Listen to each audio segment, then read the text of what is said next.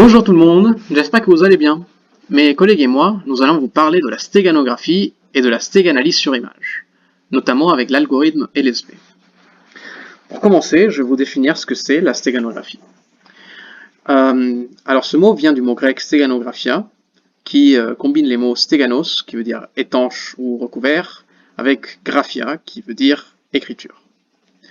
En effet, la stéganographie, en fait, est l'ensemble de techniques physiques ou numériques qui permettent de cacher ou recouvrir un message secret dans un document support de formats divers, papier, peinture, son ou alors une image numérique. La cryptographie, à la différence de la stéganographie, permet de rendre un message secret ininterprétable par un attaquant, alors que la stéganographie, en fait, permet de cacher le fait qu'un message est échangé. Parmi les techniques de stéganographie physique, on peut compter par exemple l'encre invisible, ou alors écrire sous un timbre, ou cligner des yeux en code Morse. Ensuite, parmi les techniques de stéganographie numérique, on peut trouver la manipulation de bits d'une image, comme par exemple avec la méthode LSB qu'on va vous expliquer plus tard, ou alors cacher un message dans le spectrogramme d'un fichier son, ou alors laisser des commentaires dans le code source d'un programme. La stéganalyse, à l'inverse de la stéganographie, permet de décider si une image contient ou non un message.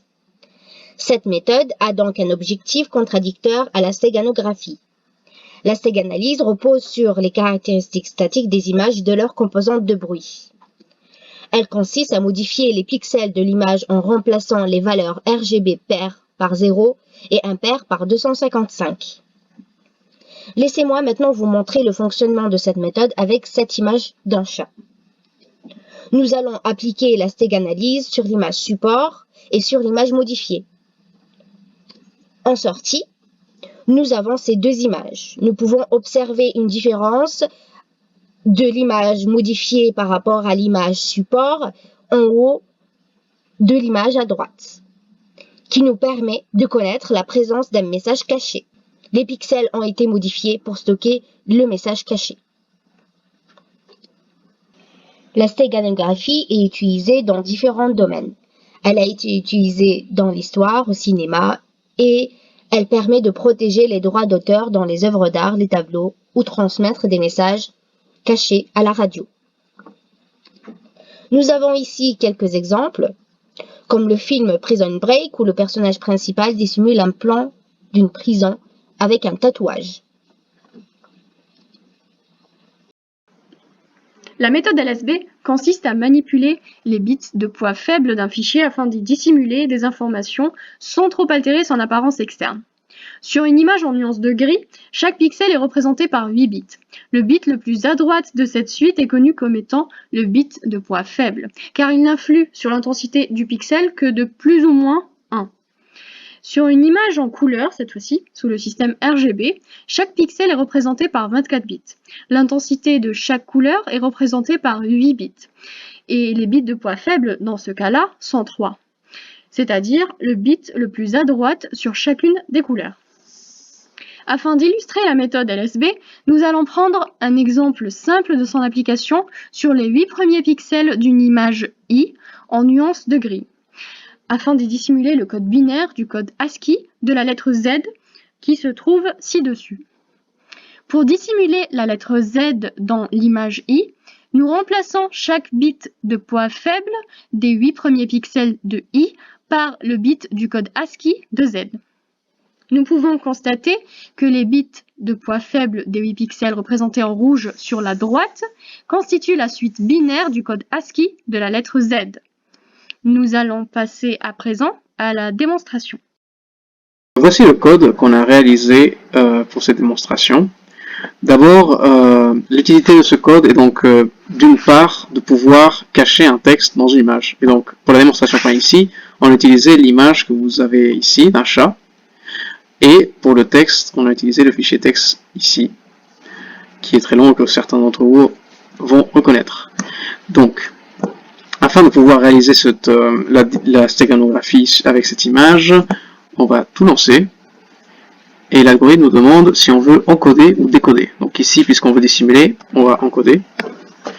Ensuite, le nom de l'image qu'on va utiliser, 4.jpg. Ensuite, le fichier qu'on va cacher, donc fichier.txt. Et enfin, l'image nouvelle qui va contenir l'image modifiée. 4modifié.png. Voici donc le résultat. On remarque aucune différence avec l'original à l'œil nu. Donc maintenant, on va vous montrer le décodage qui est réalisé par le code. Donc encore une fois, on run. Cette fois-ci, on choisit le décodage avec numéro 2. Le nom de l'image qu'on veut décoder, donc 4 modifié.png, et on lance.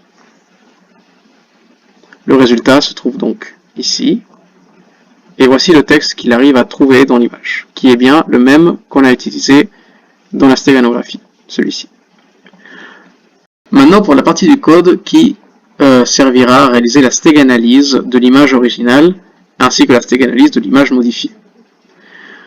Cette fois-ci, on va utiliser le terminal, et en entrée, on va donner donc l'image originale en modifié 4jpg, et en sortie, ici, une nouvelle image où on va sauvegarder la stéganalyse. Donc, voici le résultat de la stéganalyse originale. Maintenant, on va réaliser la même chose, mais sur l'image modifiée. Donc, 4 modifié, directement, j'ai déjà écrit tout à l'heure, et je lance. Voilà. Voici la stéganalyse de l'image modifiée. Donc, on peut remarquer donc, en comparant les deux images, les deux stéganalyses qu'on a obtenues, cette bordure en haut de l'image modifiée. Maintenant, on va vous montrer la partie de notre algorithme qui permet de dissimuler une image dans une autre image. Donc l'image qu'on va utiliser pour le support va être encore une fois le chat, et l'image qu'on va dissimuler va être cette photo d'une fleur qui s'appelle lily.jpg. Donc on va lancer donc cet algorithme qui va d'une part faire la dissimulation qu'on va sauvegarder dans un fichier, et ensuite réaliser l'extraction d'une image avec une image dissimulée, afin de voir que c'est bien la même qu'on a essayé de cacher. Et on lance. Donc, dans un premier lieu, voici l'image du chat avec une fleur dissimulée. On peut légèrement distinguer effectivement qu'il y a cette image de fleur, comme par exemple ici, à la différence du chat original, il y a quelques reflets qui n'existaient pas avant et qui se forment la forme de la fleur qui est ici.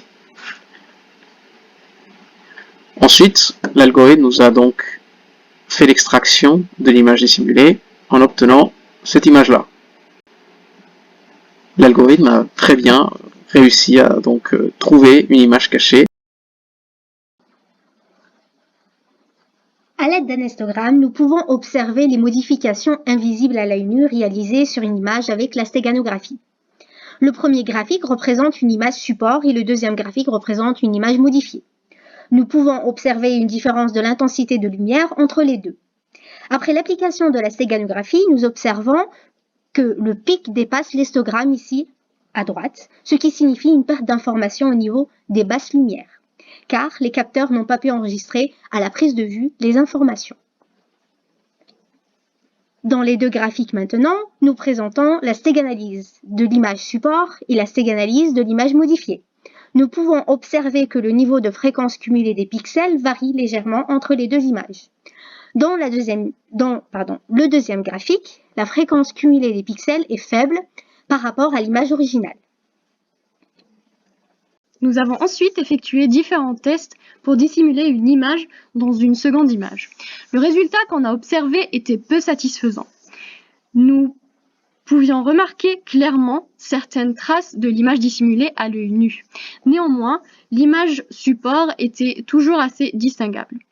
Lorsque nous avons extrait l'image dissimulée de l'image support, nous avons observé une large détérioration de l'image dissimulée. En effet, nous avons perdu la moitié des données de l'image en ne stockant que ses bits de poids fort. Grâce à la stéganalyse de l'image support après stéganographie, après stéganographie d'une image de la même taille, nous pouvons largement distinguer la présence d'un élément caché, car dans ce cas-là, tous les pixels de l'image sont grandement altérés, contrairement au fait de cacher un gros fichier texte, par exemple, où seulement une partie des pixels de l'image sont altérés de plus ou moins une valeur. Pour conclure, nous pouvons récapituler les avantages de la méthode LSB, comme par exemple le fait qu'elle est très facile à implémenter, ou alors en fait, elle réalise une très faible altération à l'image de support jusqu'à ce qu'elle soit imperceptible à l'œil nu. Cependant, elle a quelques limites, comme par exemple le fait que la taille des données à dissimuler doit être inférieure à la taille de l'image, et aussi le fait qu'elle est très vulnérable à la stéganalyse. Maintenant, pour aller plus loin, on pourrait aussi vous parler d'autres méthodes, comme par exemple la méthode DCT, qui est beaucoup plus détaillée dans notre rapport, ou alors le fait que chiffrer le message qu'on cherche à cacher avant de le dissimuler peut renforcer encore la sécurité de la stéganographie. Enfin, on pourrait aussi mentionner la stéganographie sur d'autres documents support, comme le son par exemple. Merci beaucoup et n'hésitez pas à Lâchez un pouce bleu. Vous abonner. et laisser des commentaires. Bisous.